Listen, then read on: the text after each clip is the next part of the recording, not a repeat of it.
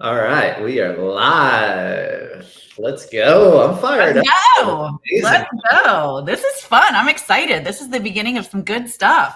Yeah, Welcome, everybody. welcome, welcome. If you don't know Nicole or myself, we've got a little bit of what we're up to in the description. Of course, you're on our page, so feel free to wander after you hang out with us for a little bit. But ultimately, um, and I'll just kind of kick off how this all came about. So, Nicole and I were going for a walk, a little bit of movement, a little bit of mind progression, talking ideas, talking life, talking this beautiful chaos that we call life and this wild ride we're on.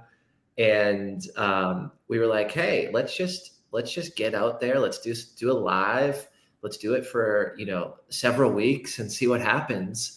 And let's talk about something we both love. Let's talk about something that's so important to us, something that is present in our days, in our lives, every day, every other day. And we decided to talk about human connection and people are power. So you were on a journey with us. We're going to do this once a week, every week.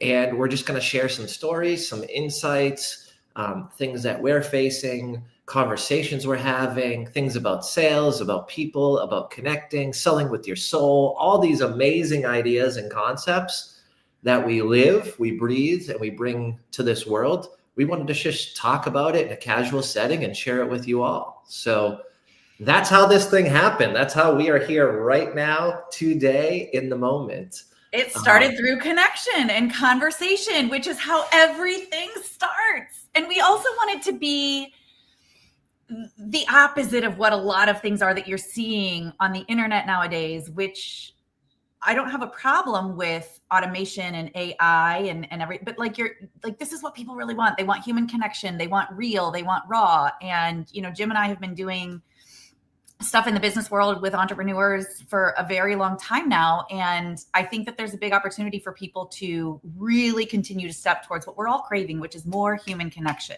And I think automation is amazing. And, AI is a really cool tool, but people like really being able to connect with other people and having conversations. And I know you and I have both learned through doing business for many, many years successfully that the heart of business really is people and connection. 100%. 100%. I mean, if you think about it, Nicole, is it actually a sale?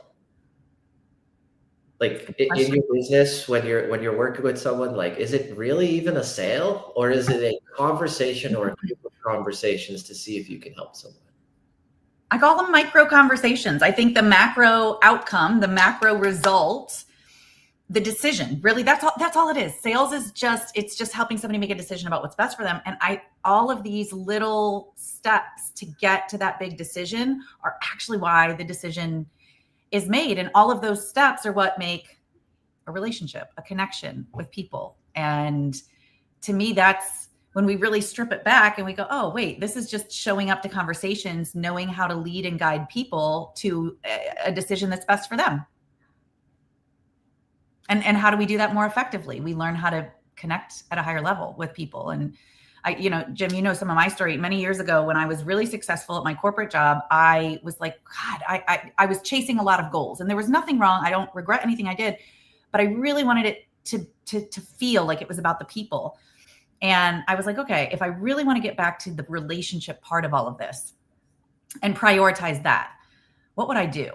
Well, I would read some books to learn how to do that better. And so I went and reread How to Win Friends and Influence People. And I still to this day think that's one of the best business books of all time. I was doing this hike near my house about 6 or 7 months ago, and my goal was to go in the mornings right when the sun came out, get it done in 2.5 hours, and then be back home and get ready for the day before 8 a.m. And I was hiking and I was like, man, I really need something to kick this up a notch, right? I think it was 3 hours and 14 minutes the first time I did the hike. Wow. And I put on that book, and because it supercharged my soul, I feel like I ended up doing the hike in 2 hours and 20 minutes. But it wasn't so much the information or the book. It was the relatability of how I want to live my life and how he breaks it down and gives you those business examples. So it was really cool because when I re-explored that book for the second time during this hike, I actually got it. Like I actually understood it because human connection is the baseline of it. And for me, the first time I read it, well, I had one motive. I need to sell more and make more money. When I reread it again, that one motive was, how can I be better and show up for people more? And using those tactics and strategies and hearing it through that lens, I say read, but I was hiking and it was an audiobook. Hearing it through that lens was just like, wow, this makes so much sense. I'm doing a lot of it, but there's so much opportunity here to do more. Yeah. Well, and I think it makes us realize that's how we want to be treated. That's how we feel important. That's how we feel good when we're interacting with somebody else. And so if we recognize that, wow, that feels good when someone else treats me that way or listens to me or cares about me. Wow, what if I made that my intention all the time and was people first, like the tagline, a lot of people say people before profits. And yes, right. How can we really make it about the connections with the people? And, for those that don't know, I used to teach high school math and I did that for 15 years. And so I came from a teaching background. And when I first went into sales, I thought a lot of things about sales that I now know are not true. I thought you had to be like the master of your product. And I'm not saying you shouldn't know your product, but one of the ways that was proven not true to me is what I sold was coffee. And you know this story. And I love this story, by the way. Like this is one of my favorite Nicole Cramer stories. So please enlighten us. Yes. It's funny because I thought when this person asked me this question that I had done something, I felt like I'd kind of been caught, right? Because here I was, the number one salesperson in the country, and what I sold was coffee. Okay. And not just, I didn't just sell cups of coffee, right? I wasn't like a barista. But I redid people's break rooms. So we would go in and we would look at what they were, serving their staff in terms of coffee and what they offered. And then I would make some recommendations. We would put in some new coffee brewers, some new coffee, whatever. And before I got that job, I did not drink coffee until about 2 months before I got offered that job. A whole divine set of human connection and how that happened. But about 2 months before I got the job, I started drinking coffee. So I wasn't really an expert on coffee. I knew my drink was a vanilla latte with oat milk. I did not know the origin story of coffee. I just didn't know a lot of things that you would think somebody who's a number one coffee salesperson would know. So anyways, somebody said to me, wow, you're the top salesperson in the country. You must know everything about coffee. And I was like, I felt a little bit like revealed because I'm like, I don't actually know anything about coffee. And I was like, no, I actually don't. I know my drink, vanilla latte, but I don't know much else beyond that. And he was like, well, what do you think how do you think you did it then? And I said, I know people. I think that's what I focused on, is I just focused on the people because I didn't know everything about coffee. So what else was there to focus on? And I learned, I guess, by doing that I could make people feel important. So even if I was not the person that knew every answer about the type of coffee that person might be interested in, if I made a good relationship with my Nespresso rep, then I always had my Nespresso rep to call, or my Starbucks rep, or my Pete's rep, whoever the vendor was that prospect was interested in. I could bring in the expert and make them feel important. And I didn't necessarily have to do all the heavy lifting to know everything, as long as I made sure that I took care of people and helped them get what they wanted. What's really important, right? It's not, it's someone, not something. Yeah. Because I wasn't really trying to sell them coffee, like the thing that we sell is never the thing that we're actually selling, right? I was probably selling them higher retention rates. I was probably, one of the areas that I sold was in Silicon Beach, right? Which is Silicon Valley from Northern California, came down and everybody established a place in Silicon Beach, and they were looking to recruit the top talent in the area. So I was helping them recruit by stacking their break room, right? So I wasn't really selling them coffee. And I think that that's one of the misconceptions that a lot of people have is, do you know what you're actually selling? And to me, that differentiates a lot right off the bat. Like, are you selling the thing you think you're selling, or are you selling what the people actually want? And that's really important. It's so crazy to think if you wrapped yourself up in the understanding that you needed to know everything about coffee, one, would you even be in the seat you're in today? How crazy to think about. And then two, would you have done so well in the business?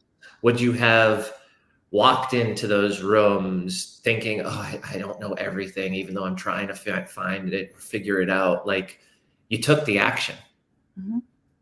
And it's almost a blessing, right? Because it's like, well, I can't rely on this skill. I can't lean back or fall back on a coffee fact. So let me go build a relationship. Yeah. And that relationship became fruitful in a way where that brought you to number one, right? Yeah. For the folks that don't know, we're not talking about like some small company here, okay? We're talking about Fortune 500. So when she says number one, it's a big deal. I'll give it to Nicole. It's a big deal. It's a big deal. It's one of those funny things. I mean, not to like stay on that one forever. Thank you. But it's one of those funny things where it's like, yeah, I shouldn't have been able to do that, you know? Like, I'm going to be number one. Like, whoa, okay, yeah, good luck with that. But, you know, I think it's a testament to what we're talking about. I didn't know all the things that I felt like I should have probably known. And to your point, I was learning a lot at the beginning of starting that job. I mean, coming from 15 years of being a high school math teacher, I knew the quadratic formula. I knew the Pythagorean theorem, right? I didn't know operations wise how my company worked. So there were a lot of things that I had to learn. And just about, okay, here's a great story. You'll appreciate this. I had no idea what a pipeline was. I did not know what the word meant. I knew nothing. And we were sitting in a sales meeting, and this was very early on in my first year. And everybody's like, you know, because that's what you do. You get together as a sales team and you're with your sales manager, and everybody's talking about their pipeline and what it looks like and what they're working on. And just so you know, pipeline, Nicole. I'm like, everybody's talking about a pipeline. And here's where I was so confused. We sold coffee brewers. We didn't just sell coffee brewers. We actually installed them. So we had technicians that once we got someone set up on a contract, we went into their break room and we plumbed into their water line, and we're hooking up and connecting these like industrial sized coffee brewers. And so in my mind, I'm learning all about how that side of the business works. So I'm sitting in a sales meeting and we're talking about pipelines, and I'm thinking, are they talking about like the water pipeline for the coffee brewer? And I'm like getting nervous because I'm like, I don't know what to say. I guess I talk about people's pipelines in their break room. So I was so confused, and it got to me and I was like, can somebody just tell me what a pipeline actually is? It's like, oh, says the girl that says she's going to be number one in the nation, right? But I didn't know what a pipeline was. And, you know, I got a pretty hard lesson in that moment, and a lot of teasing for sure. But I now know what one is. But I didn't. And so those types of things were not my focus. It was, okay, how do I just get to know some people and find out if they need what I have, and I'll go from there and do the best I can. It's funny because now you've got me thinking, like, I remember when I was 20, I just became a director. I was 21 years old. And they pulled in all the asset managers and the directors and basically like every level below VP or president or VP. So there's a lot of directors. I'm the youngest one, and they implement this thing where at the end of the month, we send this dashboard to everybody. And on the dashboard, it goes over the revenue, right? So, you know, it was 2.1 million this month. These are the expenses. This is the highest expense. Here's the average number of transactions, and there's graphs, and it's just a one pager. It's very analytical.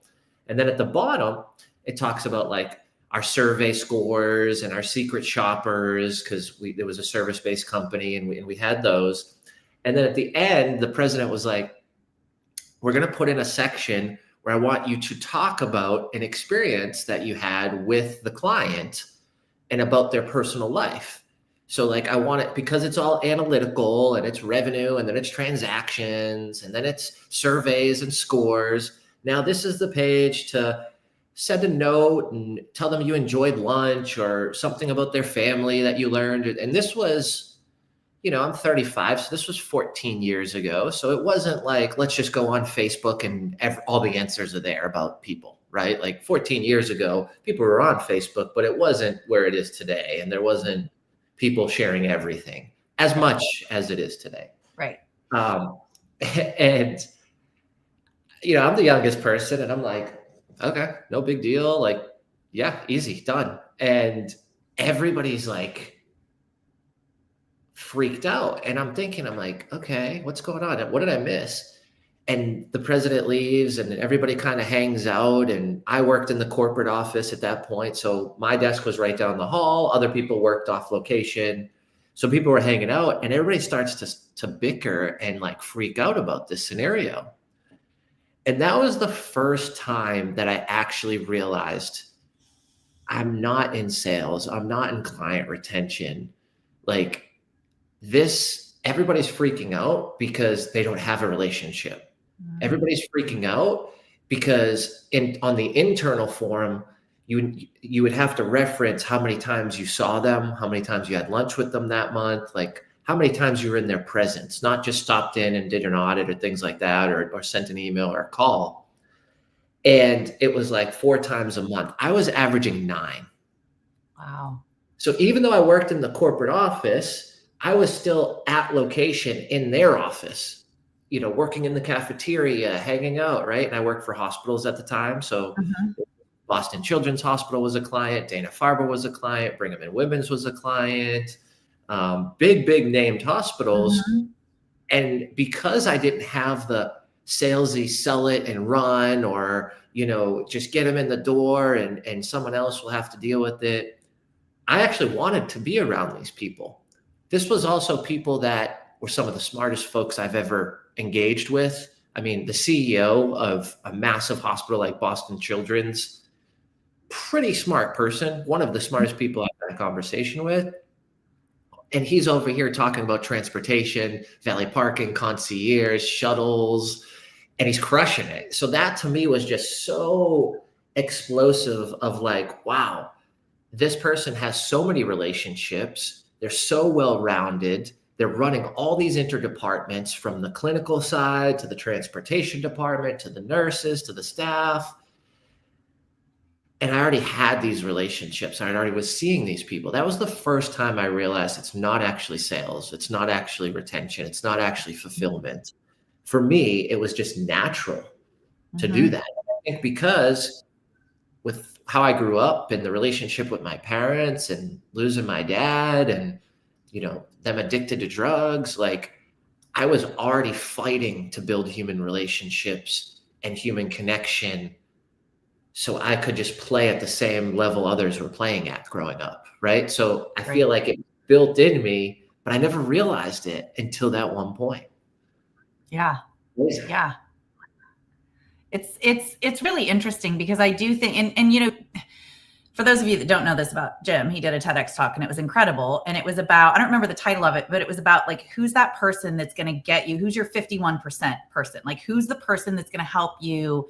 And I've learned so much from you about how people can be super impactful, just like that person in your life. Like, it really comes down to like, who are your connections? Who are your relationships with? And things like that can change the trajectory of your business, your life, everything from those types of interactions. 100%. And what was the title of your talk? Remind me. Someone, not something, is the catalyst to following your dreams. So I wanted to play against, AI and tech because those are great resources, but it's never been go download this or go take this course or do this app. Like, it's never been that for me, right? It's always been a person. And people fight with me all the time on it, right? They're like, well, a person made this. And what do you mean this app for your health, it can't impact you? That's not what I'm saying. I'm saying when it really gets down to it, when you're in the shit, when you are in the mud, you are clawing, scratching, and you're just sliding back down in the mud. Like, it's what someone says and it's what someone reminds you of who you are in those moments. So life, business, it doesn't matter. I think it always is going to come back to someone. Yeah. I remember I had, Yeah. Oh, go ahead. No, I thanks. I love it. You go. I was walking with Dr. Justin yesterday and catching up with him, Dr. Justin Mosley, talk about TED Talks. His is crushing it. I think he's at like 600 and something thousand views. Wow. Very impactful talk. Really helped me a lot. He talks about fear and excitement and how they feel the same and public speaking and all that. But ultimately, I was talking with Dr. Justin and I was telling him, like, I've got some really cool ideas coming up, and I don't know where they're going to go, but I'm going to explore them, and I might land with a product, I might land with an experience. And I started thinking about the TEDx talk. And when you are in a situation of negativity, when you are feeling the stress, the chaos, the problems, everything's piling on, you feel like you can't get out of it, right? And you can't. A lot of times we just say, okay, do the opposite, right? Like flip the switch, think of something positive, have gratitude. And I think that works. And it works for me a ton of the time, but it doesn't work every time. And I was telling him, I'm like, I think that I'm gonna create a human charging station. What the hell are you talking about? And I was like, what if we went into companies and they hired us and it was this booth and they talked to it for 2 minutes every day for like a month, reminded themselves of how badass they are. And then we sold them these little things that went on their desk that was a hand, as if like, this is going to give you a hand up, not a hand out, right? My friend recently told me about that. And and I was thinking, I'm like, wow, how cool would that be? Because you can say stuff today that you can remind yourself in your own voice later in life. And I'm like, that would be charging me up. Like that would be giving humans power, me power. So who knows, Nicole, I might come out with a human connection charging station in the next 6 months. But the irony is it wouldn't be human. I think you could run human charging workshops that would be such fun experiences. Jim you have such a skill for hosting and facilitating human experiences. That could be a really fun, like, corporation. What do their people need? They want to, just like business is not done with businesses, business is done with people. The people at companies need to be charged, need to be, refilled. And that could be a fun experience that you could do because you're so good at experiences. We'll see what happens. We all need that little bit of, like, with again, that person that we can call, that person that we can reach out to. Like when you're in it, like you said, you're just, you're just failing or frustrated or overwhelmed. We're all going to get there. I think I shared this quote with you the other day, Jim. The quote I heard recently is, most successful people are just walking anxiety disorders harnessed by productivity. I went, oh my God. And, we all need people to reach out to. By the way, like I've been thinking about that since you said that last week. Yeah. And we, we're all, and we're high achievers and overachievers and all the achieving type of achievers we can be. And we need those people that can remind us who the F we are from time to time. And obviously we want to be able to do that for ourselves, but we can't always get ourselves there. Like we need somebody else to hold that space for us. And I think those, it's at the heart of what we're talking about. I mean, I remember when I was new at Aramark and very overwhelmed and feeling like, what the hell did I do? Why did I leave a 15-year teaching career to come do this? Like, it wasn't, I might have become very successful there. It was not all pretty. On the runway to get there, and I was very overwhelmed in the first couple of months trying to learn what a pipeline was. And this guy that was training me, I also had my own fair share of like some medical challenges at the beginning. I ended up in the hospital with sepsis and all these other things. And I just was like, oh my God, what am I doing? And this guy who had been training me, his name was Jerry. He's amazing. Jerry, if you're watching, he already knows this. I've told him a million times. He looked at me and he said, once you figure out what you're doing, you're going to be dangerous.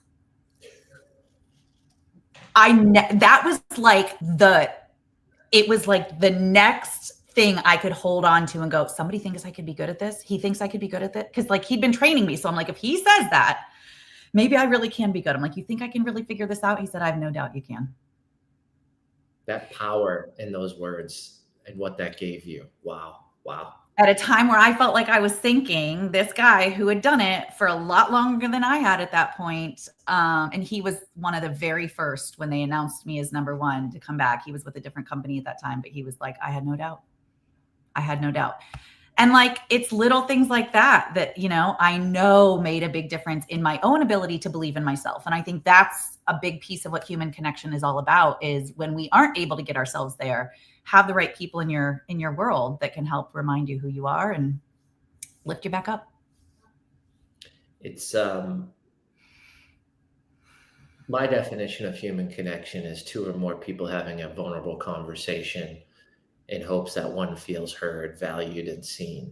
And that value word, I believe, is just so important because let's just be real. Anybody listening right now, there's been multiple times in your life that you do not value yourself. You do not value your talent. You do not value your skills. You do not value your experience. You do not value what's being brewed in your mind in the moment, right? Like, that's just the truth. And like, I don't know one person who hasn't felt some type of way around value of who they are, what they're doing, and that motivation wears off, right? Like, I am a motivated person, but I can get dark. Like I can disappear. I've done it before where I just like, I'm going to turn my phone off for a couple of days and like just in it, right? I'm in it. And when you're helping people and when you're strong for others and when you hold that role, I think sometimes we forget that we need someone to hold us up too when we're about to crumble. And I see it in all different times, different relationships, friendships. I mean, I've even had someone cancel speaking a week before because they tried to take their life over this stuff. They're supposed to fly in and speak and be a keynote. And the power that we have, that we can give to that person who doesn't feel valued, the power we have with our words to give that value, to validate those assumptions for the good, to mitigate and remediate those assumptions for the bad that person's making, like that value that we can reinstill in someone's body, in their heart, in their soul, just with our words, like, how do we not focus on this stuff? How do we not do this for people? How do we, and I get it. I know the answers to that. Life, distractions, family, job changes, travel, mom's sick, cousin just died, this person overdosed. Like, we're in a fucking war right now, right? We just bombed a country. Like, you know, like there's so many things going on that we sometimes show up. Yeah. Life's life. Life is life. Yeah. I had a good friend recently lose their daughter, and I was sitting here one night recently with a lot of things to do on my list that felt very important, that felt like they needed to be done. And I had not yet written a card to this family. And it was like a moment of like, what's actually real? The made up things that I put on my to-do list, which I mean, they're not made up. They're, you know, they're important things on some level, or that I really stop what I'm doing right now and I actually go and write a note saying, I see you. I know that this is a painful moment in your life and I'm thinking of you. Like, what's actually real? What's actually most important? And yes, life's, but at the end of the day, like you said, if we can just let somebody know we're thinking about them, what kind of difference does that make? You know, I know one of our friends does this. He does 5 compliments a day. That's like one of his, you know, everyday habits. Like, he reaches out and compliments 5 people, and we just don't ever know the ripple effect from doing that. And it's not even about the ripple effect. It's just in that moment. Why wouldn't we? Right? Like, life passes you by so quickly. Why wouldn't we stop and acknowledge, I see you. I see you. I got you. You're working hard. You did a great thing today. Whatever. Compliment them in some way. Goes such a long way in just how that person's day might feel. A compliment is so powerful. And I don't think we actually harness that power and realize how positive an effect that can have on someone. Yep. Um, I mean, just hearing someone else confirm one way or another what they believe about you can make you continue going forward with something and not quitting, or you know making an extra phone call. Like, that was something I was talking to someone inside Impact Effect Accelerator, and I'm like, you know hey, you that person might not be that person you call, but if you stop, there's someone that you are going to call that needs you more than ever and aligns exactly with what you're going through, right? Like, Yeah. there is a woman out there that just went through a divorce. There's a woman out there that, needs to move because of a domestic situation. And you are someone who can help them heal through the process by sharing your story, why you do Yeah. what you do. And just make the extra call. If it's one call a day, two calls a day, like wherever your business needs to go, wherever your revenue needs to go, make the extra call, because it's not about you at this point. It's about both of you. You need the money to raise your family as a single mom. She needs a new place to live that's safe and comfortable as a single mom. Make the extra call. And she made the call. And that conversation was so different than the last 10 calls. Then what do you think happened? She got an appointment. Surprise, surprise. And it's just, Surprise, surprise. that one It's thing never about what you do, right? It's always about who's doing it, the energy you're doing it from. And if it's genuine and authentic and you're like, I really want to connect with this person, or there's something that you can share with them that could make a difference in their life, and it comes from that authentic place, that's where we want to take action from. Like, I learned that many years ago from my mindset coach. She's like, there's no action or activity or strategy or anything that you could design that makes any difference in any way unless you take action from the right energy. So at the core of it, it goes back to what you were saying earlier with, you were the youngest manager on the whole team and that group of people, and none of them had a relationship, and they're like, oh my gosh. And you're like, yeah, I know all the people that I work with. I work in their office half the time. Like, I spend time there. I get to know them. And it's because that's like the truth for what it really is about. I think that makes it more fun. And I think that is really the point of all of it. I don't think it's ever really about business as much as it is helping people.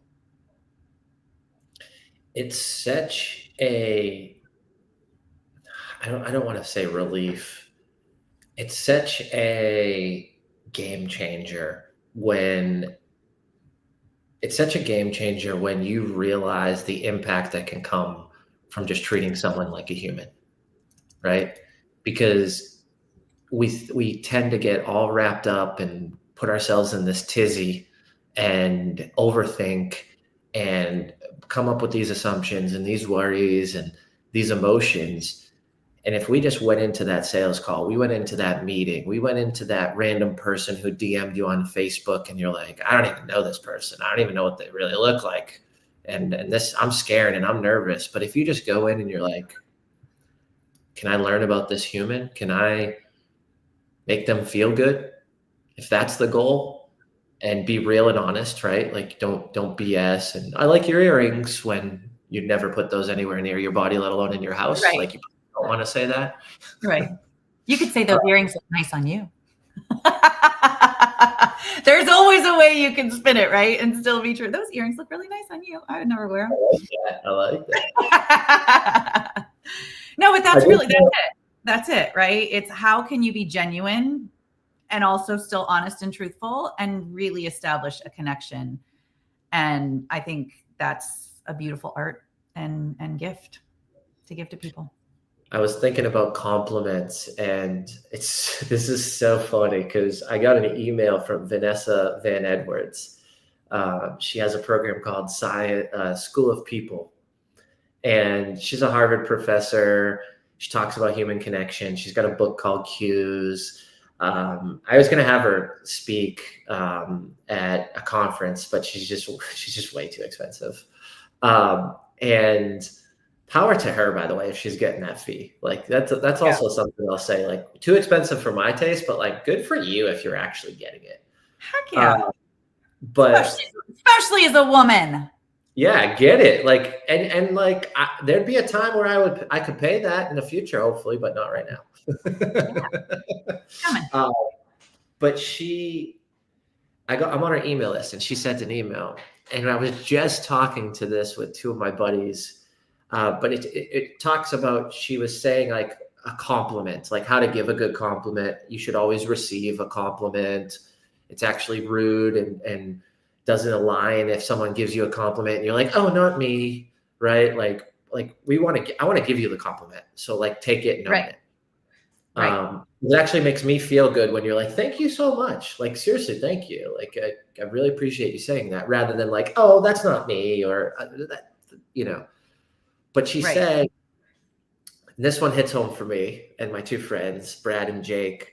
I think Brad's 6'8", Jake is 6'7", and I'm 6'5". So we're all really tall guys. And she wrote in the email, she's like, give a compliment that's unique, because going to the tall guy and saying, you're so tall, is not actually a compliment. And Heard it. Jake and Brad, we talk about this. We went out in Germantown, and we went to some bars or whatever. And all these guys kept coming up to us. They're like, dude, you guys are so tall. You're so tall. And it's like, I fucking know, dude. Like, I know, like I get it. Like, Yeah. yeah. Like, and it was annoying, right? And there was alcohol involved. People were getting after it. So like, maybe it was just drunkenness, but I just thought that was so relatable to my scenario, because we were saying recently, like, if anybody said anything else to me as a compliment, I would be like, thank you so much. But it's just like that compliment of, you're so tall. It's like, that's not really a compliment. It's something we already know. So as I was thinking this through, fact, right? and thinking about those compliments that we were just talking about, I'm like, is that really of value? Right? If we want human, That right there. What is of value to the other person?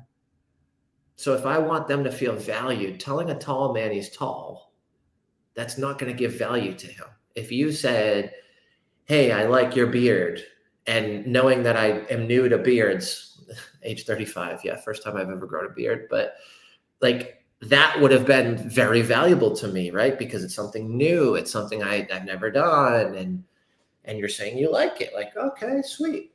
So I just think those compliments, and it's such an interesting topic, because when I started deep down, I'm like, this just comes back to human connection, right? And we tend to compliment things that we like, not actually knowing what they might like, or what make them feel valued or feel good.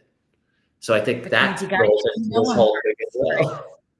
Yeah. I mean, that's it. That's where we've got to, I mean, you know this because we talk a lot in the exact what to say world about slowing it down. But if you don't slow it down and gather that context and find out what would be valuable to the other person, you are saying things that don't mean anything to them or that aren't valuable to them. Like I always jokingly say, like you don't want to recommend a steak place to a vegan. I mean, let's just make sure first, if you're going to make recommendations or say things to people, get to know them. It's the show me that you know me.